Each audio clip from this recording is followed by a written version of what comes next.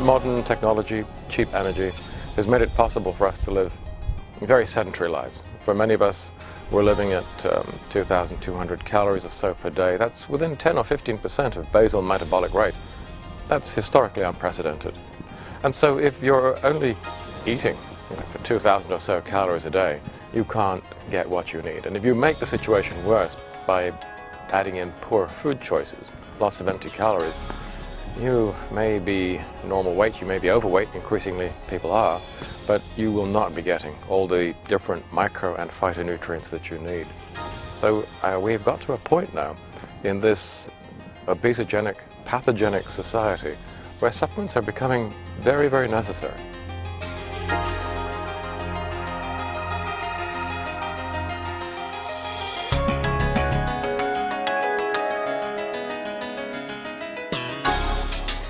We know probably enough about phytochemistry and about the chemistry of most foods now to be able to say, well, what is it in these foods that has which kinds of properties? We've got to that point.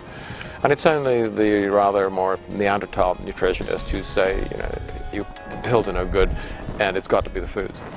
Having said that, I would agree with them in as much as many supplements are appallingly badly designed.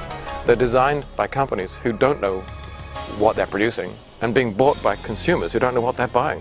I can't imagine any other industrial sector that could operate on such a basis of profound mutual ignorance. Having said that, we are getting to a point where I think we do have a sufficiently good understanding of the way in which different food derivatives interact with different parts of your body, different metabolic steps, different biochemical systems, that we can say, here's a combination which is rational.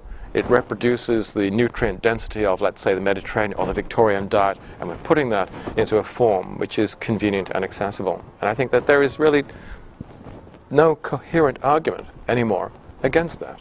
We know probably enough about phytochemistry and about the chemistry of most foods now to be able to say, well, what is it in these foods that has which kinds of properties? We've got to that point. A diet dense in micro and phytonutrients is undoubtedly essential in reducing your risks of degenerative disease and living a longer and healthier life.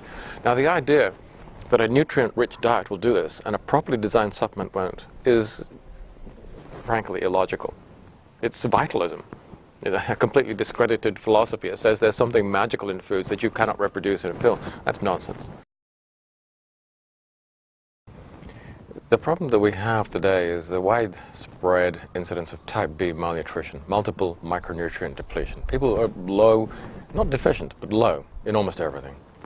You can't fill that gap with a simple, cheap A to Z style supplement because people are depleted not just in all the vitamins and all the trace elements or minerals.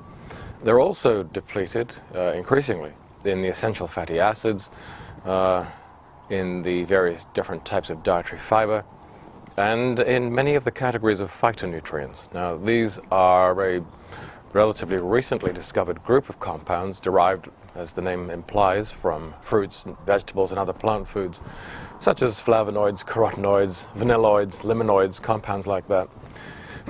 And we now know that these play a very, very important role in determining our overall risk of disease. These compounds appear to be highly cardioprotective, chemoprotective, neuroprotective, and we are certainly no longer eating enough of those. So a properly designed program should contain these elements too.